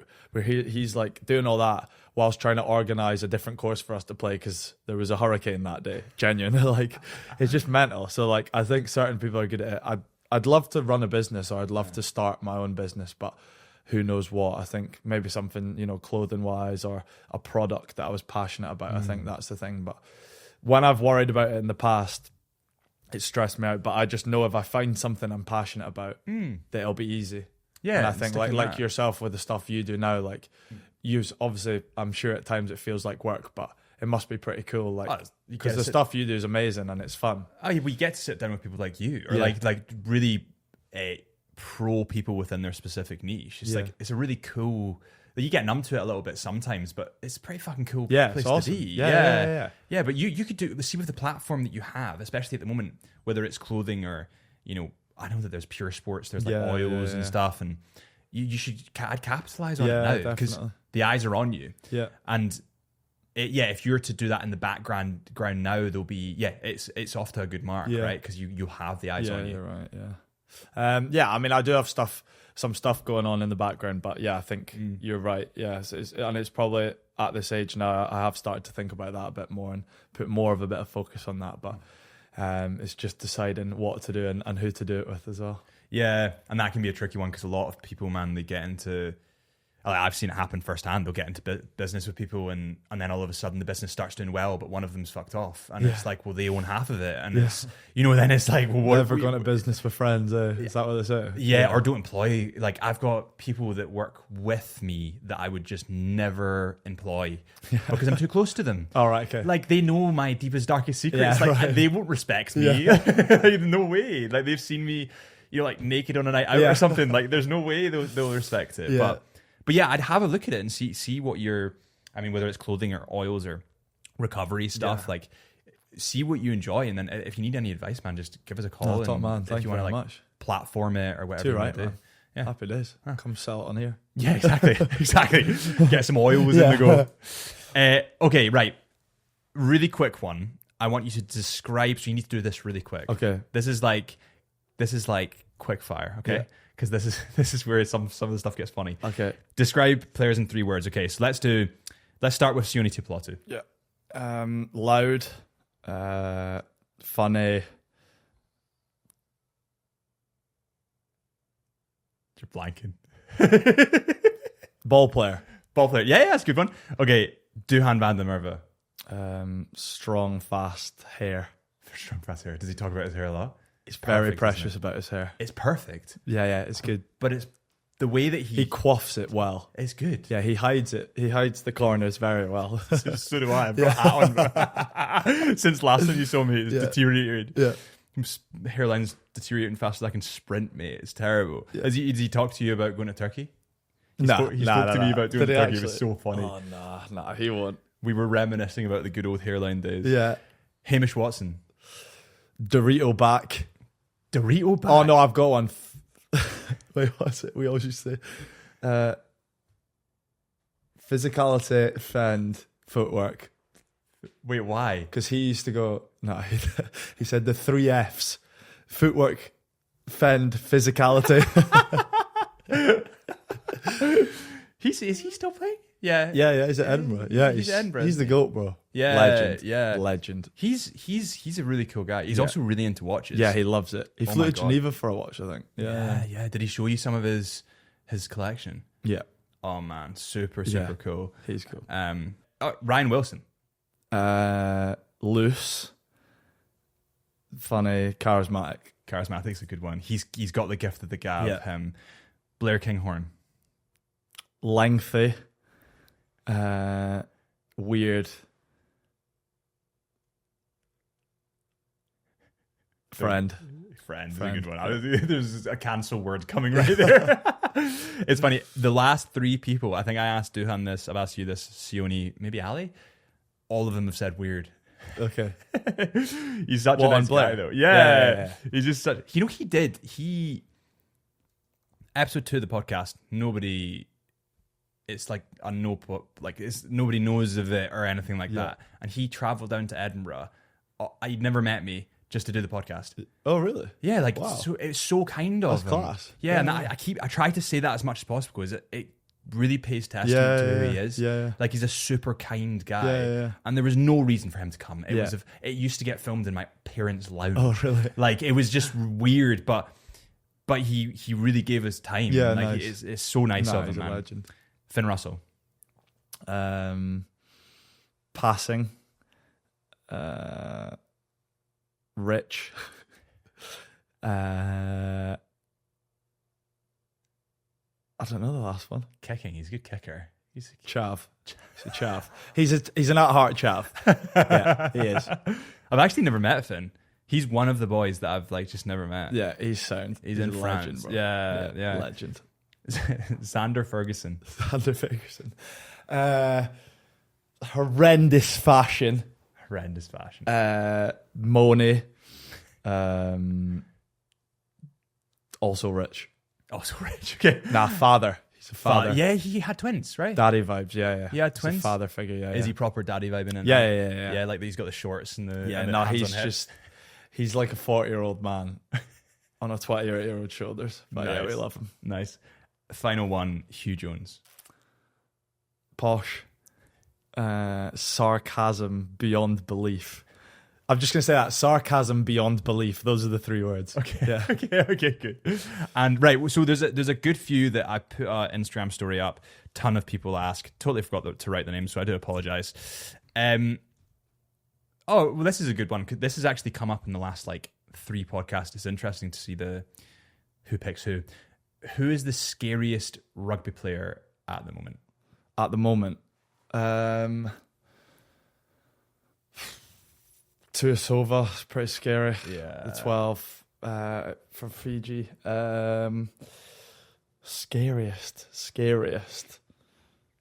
Oh, Blair had a good one. It was Albert Tuasu. Oh my god. He's terrifying. Oh my god. So I played with Albert at Gloucester, and I know him as a very nice guy, and we saw him on tour actually in Fiji, and again, nicest guy, but he is terrifying. He is terrifying.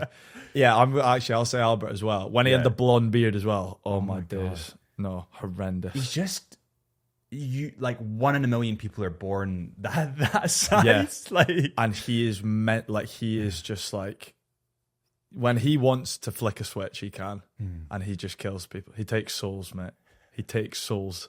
But yeah, probably him. Yeah. He's I think Albert's. But the nicest guy.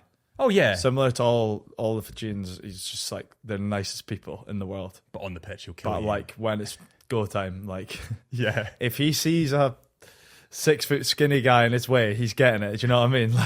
Is there a difference? See if you go out drinking with someone and you're kind of pals with them, like the English boys or whatever, and then you do see them on the pitch. Is it almost like you've still got that friendship, or is it's left? As in, if you're playing against each other? Yeah. Yeah, I mean, definitely, yeah. I think, because if you're playing, everyone's competitive and that kind of takes over. I mean, I don't think they're going to do anything malicious, probably, if they know you. But it's definitely something when it's whistle's gone, it's game on. Yeah. And I Pure think, testosterone. Yeah, exactly, yeah. So, it's all good. Yeah. Oh, I can't, see if... I just... in school how it was the guys that hit puberty first that were the guys that got on the pitch. It just seems like Albert hit puberty at Yeah. No, honestly. No. And I remember going to games with my dad when I was younger, and he'd go and meet people afterwards, and some of the size of them then. I'd be 10 years old, and he'd be like, "Can you imagine tackling that?" And I was just like, "No." And then I thought it'd get better as I got older, but it's still the same, man. Yeah. They're so big. I don't know how you guys do it, man. 'Cause especially as you get older, you're more conscious of injuries, right? Yeah. And you've had so many injuries. Yeah. It's like you've broken your jaw. You know how shit that is. You don't want to do it again, but you need to keep consistently going back in for it. Yeah, I think it's just something that you can't think about, or else that's when you probably need to stop if you're starting to think about that all the time. So it's just, you got to get to that headspace where you're not worried about that. And yeah. And quite a lot of the time, I think that's what happens with older. When you get 35, 36, you do start thinking, well, I've got a family. Like, I'd like to be able to like lift my kid instead of having, metal like plates in my arm. Yeah, exactly. I know. I remember John Barkley, actually, I had a little thing with him, and he was saying he couldn't lift himself out of the pool because he can't bend his wrist. Yeah. Because it's plated into he's Really? Yeah. So he can't. Oh my days. Yeah. Just Does he play golf? Does he? No, how does it? Yeah. I'm not sure. Yeah. But he definitely said he was I can't do that anymore. Mate, as long as I get through my rugby career and I can play golf, it's fine. That's all I care about, mate. Genuine. Are you into it? Yeah. Are you? That's all I want to be able to do, mate. Is just finish playing rugby and just be able to golf as much as I want. Genuine. So good. Like when I was younger, I played a bit with my dad, and obviously all my mates. I feel like it's a Scottish thing. Genuine. Because see, when I went down to England, nowhere near as many, well, definitely at Gloucester anyway, there was nowhere near like as many people play golf, or the standard just wasn't as like, see, all my mates are like below 15 handicappers, or a lot of them are in single figures, and I feel like that's just a Scottish thing. Is you that, know? see, I don't even play golf. Is that good? Is that like yeah, that's very good. Is that very yeah. I'm so I don't know. I've tried golf once, Right. and I just found it. Maybe it's potentially that I was with my girlfriend's family. Have you got an addictive personality? Really bad. Yeah, if you got into it, Yeah. and like what I think probably if you start playing golf, it would be crap because like it's not fun. And also, until you can start. Yeah, that's what I mean. Yeah. Whereas like I think if you turned the corner a little bit, mate, Yeah. you'd be on. Yeah, We'll try and get golf on the go because I need do to. it, man. I do need to do that because so many pals play. Then you it could do your Rugby Warriors podcast on the course. Yeah. What an idea, like Ryan's. Yeah. Love that. Firstly, I'm sorry for this question because it was not it was not me that asked it. So, and I think this might have come from one of the rugby guys. Does your missus do your fake tan? Right. Who's asked that? Get the Instagram now. I can't even. I wonder if it's expired yet. Wait, let me try. Does it still say was. It might be up, but it expires after like a little bit. I wrote these yesterday. Let me just double check and see. Oh no, it's down. I can't remember who asked it, but I think it was one of the rugby boys. Right. Okay. No, she does not. No one does my fake tan 'cause it's real. No, I don't even look tanned anymore, do I? I don't know. Well, No. I mean, you're quite naturally tanned. Though. Yeah. You're kind of like sallow skin. Yeah, I did a 23andMe and I was 98% Scottish, 1% Portuguese, 1% Spanish. So you've got the good genes from the Spanish. But like, really. that's random, eh? Yeah. I wonder who from. What do you do with that? Do you like? You just spit in a test tube. Oh, it's quite minging, yeah. But you got to fill it up. It's horrible. It takes ages. Should do one. It's quite interesting. Yeah, to see like where you've come from. Yeah. That's pretty cool. Yeah. My pal scared the shit out of me the other day because I was like, I'd quite like to do a genetic test and just see where my heritage is from and all that kind of stuff. And he said, you need to be careful because they're going to siphon your data. And I was like, what do you mean? And he was like, well, what's going to happen is the companies, the reason they want your genetic testing is because then they can sell your data. Oh no. And I was like, fuck. Like that's, it actually seems like, see when you think about it. Yeah. It's probably true. Yeah, but then how much are they getting for that? And also who wants my, Yeah. who cares? Yeah. What are they going to do with it? Yeah. Well, then I suppose what they could do is they could look at it and say, you are more prone to X, Y, and Z behavioral traits. Okay. I'm going to sell you X, Y, Z ads. Oh, right. Yeah. Which is terrifying. Yeah. But like, I don't think it would ever, I think that's highly illegal, but I don't know. No, they definitely do, don't they? Yeah. I don't know. I'm probably going to do it anyway. Yeah, nice. Okay. What's the best game you've ever played? As in performance-wise or like just fun?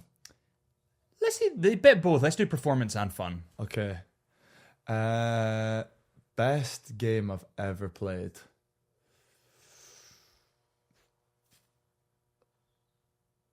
I'm probably going to say that Fiji game last autumn. Fiji was yeah. good, yeah. Just like in terms of like noticeable stuff. like that you could clip. Yeah. Probably that. They'll yeah. be at the intro of this podcast. Yeah, yeah, probably that one. I think and it was also a cool game for me because I hadn't played for Scotland for ages. I remember, or maybe I think it had been like 2 or 3 years. Was it? No, I went on summer tour. Wait, I actually can't remember. Wait, let me double check this. Sorry. Yeah, go for it. Get the phone out, double check it. We can do more smelling salts as well. Yeah. Was it the Fiji game? Is that when you almost like what do they even call it now? Scissors? I threw it behind the back. Yeah. And it got clipped. I remember that going viral. Yeah. I'm gonna take some more smelling salts. I feel like I didn't get a proper hit. Oh, I got a proper hit there. Yeah, that was it. Oh, it's horrible. Oh. Right, okay, I got it. Okay. Sorry, right. go on. Yeah, I think that Fiji game was cool for me because I'd been out of the squad for so long with injuries and I hadn't got picked I didn't get picked and then I was out for like the next 2 years basically. I'd had like one game and I just remember saying to myself, it's fine, you just need to keep playing, you'll get back in. And as the years were going, I was like, what have I done? Like, I actually might not. And went on summer tour and then managed to get picked for the Fiji game. And it was just like, I'd wanted to play at Murrayfield for like 3 years or 4 years before that. And it was just like the culmination of just working back through all the injuries. So that was a pretty cool one. Another one, France at home. We stopped their Grand Slam run right before COVID. That was back in 2020. But that was just such a fun game. Yeah. It was my first kind of Six Nations starting. And that was awesome, yeah. So I'll probably go those two. And then I'd even go back to one of my favourite games for Scotland it was in my third game for Scotland. We were on tour. We played Argentina no, it wasn't Rosario. It was somewhere like that. And anyway, we played Argentina in this football stadium with like a cage around the outside, and it was just all Argentinian fans, and we were like 21, 22, and there was loads of us young boys playing, and it was just so good, and we smashed them, and we all played really well, and that was just a really fun memory because it was my first kind of camp. Yeah. And that tour was so fun. It was basically a stag do. The whole time. It was so good. But yeah, that one probably is one of my favourites. Yeah.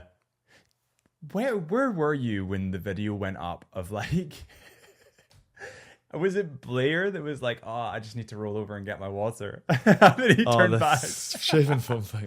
Yeah. Yeah, that was in camp. I think that was 2021 or something like that. That was so funny. Yeah, stupid, man. So funny. Oh, so stum. I suppose those are the things you'll remember, though, from like just being around the boys. Yeah, and it's rarely, I've said this before, it's rarely like games, you remember games, but you don't really remember moments in games as such. It's more just like the feeling afterwards you remember, or being in the changing rooms after, or spending time on tours like that together and like bonding that kind of way. Like they're the things I think you'll miss more rather than like an actual game, if that makes sense. Like I'll obviously miss the feeling of playing in front of people and running in front of big crowds, but it's more just like the feeling of accomplishment after a big win or things like that. Yeah, it's awesome. Were you there on the night out that Greg Laidlaw was ripping his shirt off? Were you there? Because obviously, so I was at Glasgow at the time and I was just training with the squad. Yeah. I was just brought in to train. I'd barely started playing for Glasgow at that point, but I was also like, obviously like growing up, massive fan of Scottish rugby. So I was still like a bit in awe signing for Glasgow. And obviously I'd been watching these guys for like years. And then going into camp, it was amazing. And then obviously because I'd been in camp, Blair was out as well because I think he made his debut. And I was like warming up as 24th man. So I was like, I'm going out as well. So I just went out and it was so funny, mate. But it was awesome because I was like a fan at that point as well. Seeing all the boys. And I was just like with the team who'd just won. And it was just amazing. Yeah, it was so cool. Oh, mate, it was so funny. I had him on the podcast. Obviously, he's in Japan. So he was in it training on Tuesday. Oh, is he back in Scotland? Yeah. So it was good to see him. Yeah, it was good to see him. It was because he's such like he's quite a serious guy, right? Yeah. He's like, and that's because he was captain. Yeah. He's got that personality type. He's quite kind of. He sounds serious because he's got a deep voice, but he's actually just like sound ass. He's funny. He's fun, and he's quite like matter of fact. And he was talking about like when he ripped his shirt open, and then he woke up the next day and was going through the airport, and someone brought him over a newspaper with him on the cover with his shirt ripped. I was like, "Can you sign this?" And he was like, "Hangover from hell." He was like, "Oh my god." So good, Yeah, it's so fun. But people need to let loose. Like, of course. It's normal. Of course. And I think that's probably the difference between rugby and a lot of other sports, or like football. Whereas like those boys, they can't because they're playing every 3 days. Whereas rugby is probably the closest sport to amateur in that regard, I think, still. You're not playing as often, like as frequently. Yeah, not playing as frequently, and there's still opportunities to, go and share a beer or whatever, Yeah. Share a beer. Share a beer. Share it, get That's pissed. rich. Okay, right. So, next one is, will we beat England? Next time we play them. Yeah. I can't say no. You know what I mean? It's illegal to say no. Exactly. Yeah, we will. I think we will. I think that we lost by the skin of our teeth last time. I really believe this squad is in the right place. Yeah. Like, I really do. I think we've got some really big names, good leadership. You've got Sione, you've got Duhan, you've got Finn, you've got Darcy, you've got you. There's so many huge names, even in the forwards. Yeah. Like, so just really great guys. Yeah, I'm pretty confident. Yeah. Me too. I kind of need to be. Yeah. Okay, this is from one of the watch guys. What is your favorite watch? Probably Daytona's, to be honest. I like Daytona's. I would love an AP though. I couldn't tell you what one. Like a Royal Oak, there's like a silver one with a white face. Let me show you. No, I'll tell you what my favorite watch is. Did I post it? No, maybe. My favorite watch, my dream watch, is a Daytona with a green face. Oh yeah. I think they call that the Paul Newman. Yeah. Yes, it's so cool. Yeah, I want that, but it's like full gold. You're talking. Yeah, it's like gold with a green face. Yeah, that's super. Can I see your awesome. Daytona? Actually, Yeah. So when did you get this? I got that after the World Cup in 2019 as a present to myself. So yeah, it was pretty cool. And I'm not too big a watch guy, to be honest, but I just felt like I needed to do something with, like, mark the occasion. Yeah, almost. exactly. And it was pretty cool. I looked at it for a while, and yeah. Oh man, that's sick. I think I'll probably hold on to it. Oh yeah. Well, like, listen, I think the valuation can never amount to the same as the sentimental value. Yeah. I know that sounds like watch jargon, but like it genuinely, like, there's watches that I own that I just can't sell. Like, it reminds me of my dad or my grandpa, or like, and it's just like it's something that you just can't part with, right? It's do you buy a lot of new watches, or do you like? It's pretty bad. Yeah, I think when you're in the space as well, it must be. Yeah, it's funny how I justify things. Like, I was going back and forth for ages over having curtains in the flat. Yeah. And I was like, I don't need them, but I'm okay to drop the same amount on a watch. It's like, but it's cooler. Yeah, it's cooler. Or like £500 for a PS5. I need that. Yeah. It's like, but yeah, I think the watch is like just key moments, man. Like, if you do, if you are starting against England and you do beat them, it'd be a cool occasion to get like a watch for, and then you have a memory of it. I'm guessing your dad has a couple, right? Yeah, he's got a date, I think, and he's got a couple tags as well. He likes tags. Yeah. But I just think the Rolex is they're so cool. It's just cool. Yeah. It is cool. It's very cool. There's so many brands. The one you were talking about, I'll show you. It's the AP Royal Oak silver dial. Yeah, I think. Let me show you this because it's so cool. I just like the shape of them. Royal Oak silver dial. Yeah, is it that? Might be that one. Yeah, I don't really know. The shape of them is so cool though. They're quite beefy, like jagged, kind of 70s inspired. Yeah, but they're 50 grand. Yeah, are they actually? Yeah, 40, 50 grand. You're talking. Yeah, I think I'll hold on to this for a while, and maybe if I have a kid, give that down and then that's buy nice. myself a nice one. Yeah, yeah, you can have the hand-me-downs. Yeah. Too right, man. Yeah. No, but it's a nice thing, man, and I think that it's something that I feel like as people get older, they get more into because they realize the moment in time it represents. And yeah, like Jamie was in the other day, and he might get one for the success. Do you of get that a band lot of there. younger people buying them? Not really. You'd be surprised. Oh, right, okay. Yeah, you'd be surprised. Like there's a lot of younger people that will come in that they quite like the Tissot's or the Hamiltons that are a little bit more affordable. Beautiful watches. I've got a good few of them sitting here next door. Stunning watches, like really solid. It's like solid. They're a little bit less expensive though. Yeah. And then that's the gateway drug, right? And then all of a sudden they're in, and they want all the rest, and that's the issue. Something that I don't really want to get too into because I feel like it'd be tricky, and it's an expensive hobby as well. It's very expensive, and you end up justifying really stupid stuff. Yeah, like you do end up justifying $2,000 on a Longines that when you need food, you're like, what? Okay, you might not be able to answer this one. Who's the most overrated rugby player at the moment? Overrated? That's a horrible question. Yeah, overrated. I don't think you'll be able to. No, I can't answer. Yeah, you can't answer No that. way. Okay, we'll move on from that one. Okay, have you ever wanted to punch a teammate? If so, who? Yes, loads of times. Who are you joking? Like all the time.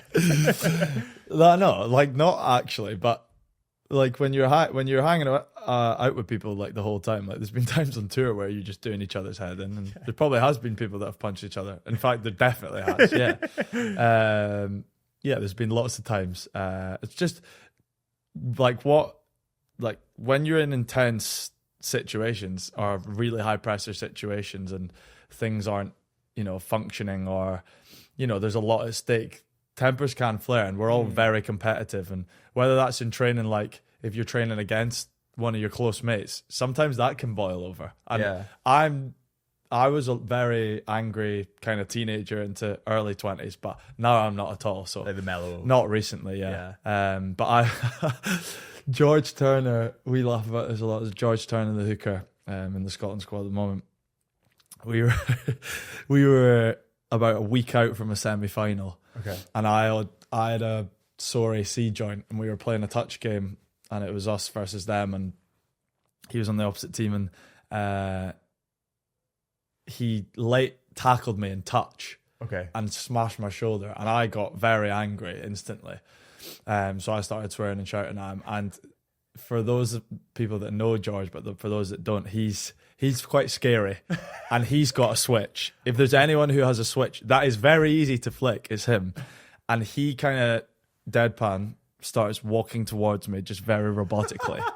And I'm thinking, we're a week out from a semi-final here. Don't punch me. No, but I was angry, but I was like, is he going to punch me? So I was like, I need to get the first shot in, but I don't want to punch him because what if, not that I'm going to break anything, but what if I just break his nose or like, and then he can't or play. cut his eye?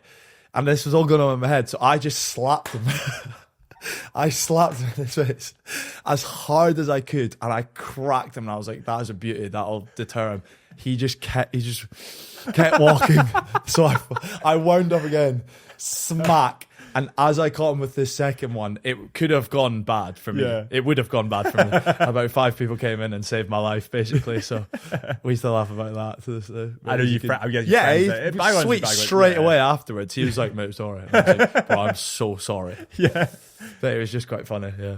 It's So George Turner. eyes. Yeah, of course. But like, not meaning to, and it doesn't mean you don't like each other. It just happens. Yeah, and you're like young guys full of testosterone. Yeah, exactly. It's gonna happen. Exactly. So it's fine. Especially when you're lifting weights and stuff. Like I feel like that does. It's just a high testosterone environment, and there's a lot of, competitiveness there. So of course there's going to be stuff that spills so over. fucking Yeah.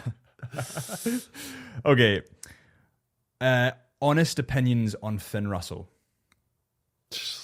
Proper good bloke. Sound guy. Yeah, legend. Down to earth.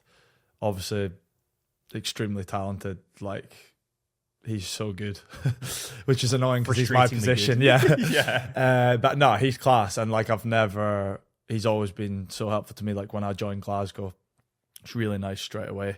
Took me under his wing. Like, obviously very knowledgeable, but approachable as well, like one of the guys. So yeah, it's just really good to be able to brush shoulders with him. And even now, like, I can kind of tap into his psyche. It's not like I'm interviewing him and asking him what's he doing in every situation, but it's cool to get ideas off him and be able to share them as well. Yeah. I think he's one of the most misunderstood rugby players, because I don't know why this stigma still sticks, but they're all like, Finn's a little bit of a nutter, Finn's this, I Finn's feel that. like it's gone more now. Like, I feel like people have started to see who he really is. And, he's not probably got that maverick tag as much as he used to, because he's obviously not really now. He's still a maverick, but he controls games as well. So yeah, I think he's kind of got rid of that. Yeah. I think it was for whatever reason, and again, a couple of the guys I've talked to this about, there was just like a stigma around. Like, I even remember in school, it was like, oh, the rugby boys are out. Yeah, better watch out. I'm like, why? Yeah, I feel like that. I have a problem with this actually, because I've heard this so many times from multiple sources, like, or you see it like they get a bad name, but I feel like that is uni rugby. Yeah. Because uni rugby is like that, isn't it? And they do all the initiations and stuff like that, whereas pro rugby is not really like that. It's just is what it is. You're also, when you go out, you're knackered. Yeah. Why would you fight someone? No, I feel like that stigma kind of it's obviously a stereotype. Yeah. But it's also, I think that stems from maybe uni rugby and or sports teams at uni, maybe. I don't know. I remember meeting John Barkley, the first rugby player I kind of met. And I remember being so on edge, just like shitting myself. Yeah, like don't get me wrong, I was like 17, 18, but like, I just remember being like, oh, this is a really dangerous guy. this guy's a big dog. Like, I'm very careful. And then, like, through time and knowing a lot of you guys, it's like you're just like the most sound, like, chilled out. Yeah, like, of course. And I think, it's probably, as you said, like a stereotype that goes with that. But again, it's just one of those things that you're used to and not bothered by. Yeah. Is there any funny stories you can tell about nights out on the Scotland squad, or are they all banned? No, they're not banned. I told this one. So, when we were younger, obviously you're not supposed to obviously go out sometimes, and we were under strict instructions not to go out before. And I think me and Blair went out one night. And there was a couple others involved, and we were trying to be really incognito. And this is when we were a lot younger, so we kind of snuck out of camp, baseball caps on, as if that makes a difference. Yeah, like me. That's it, like my massive teeth, like that. Baseball caps on, and then we got like the back door into like the nightclub or whatever, and I think we were in like Why Not or something when we were 21, and this was like during a Six Nations campaign, and then I went off to the toilet and we were like, we've got to be incognito here. Can't get any photo snaps. Got to be. And we were in like a private like bit round the corner, so it's fine. And then I went to the toilet, came back, and like Blair was behind the DJ booth. And I was just like, bro, what? And he's just like this. Like stuff like that, I suppose, like happened quite a lot when we were younger. And yeah, what else could I tell? Funny stories from nights out. I mean, obviously that one when we were out after the England game. That was a good one. What else? I'm just trying to think, bro. There's so many. There's also the line between like incriminating and funny. There was one time we went out in I think my first year at Glasgow. We went to Italy.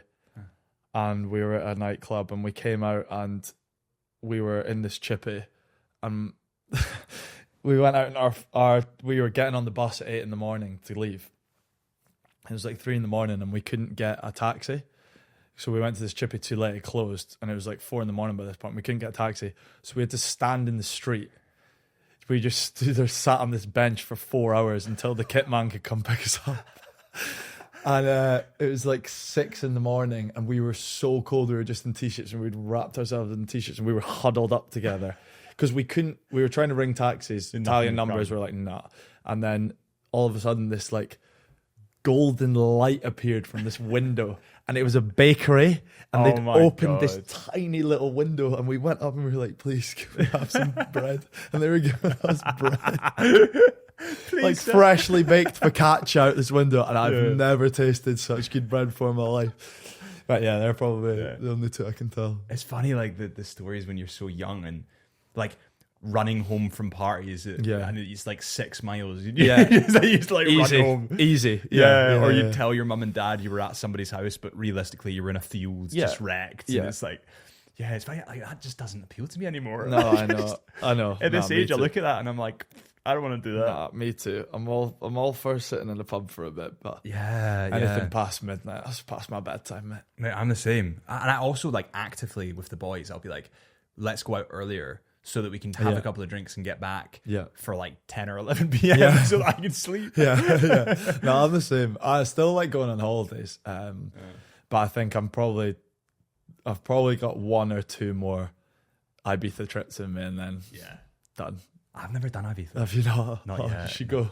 Is it good? It's class. Good fun. But it's so hard. Yeah. Physically, it's so hard. It's just like keeping up with and obviously there's always the one guy that can just keep going. Yeah. And you like spurt. Is that Blair? I'm guessing. There's a few, to be fair. Everyone's got quite good engines.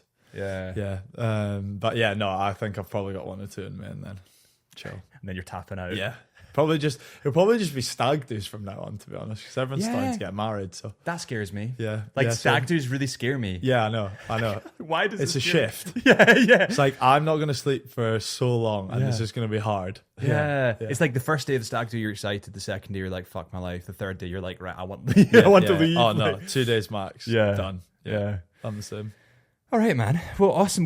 Listen, we just chatted for like almost 2 hours. So I just want to say, really appreciate you coming in. Thank you, bro. Good to catch up. No, likewise. Good to see you. Thank you for having me, bro. I appreciate it, and good to see you as well, and good to see you doing so well. I appreciate it, and it's good to see the you back in action and the New Zealand game coming up. Yep. So we'll win that. Yes, 100%.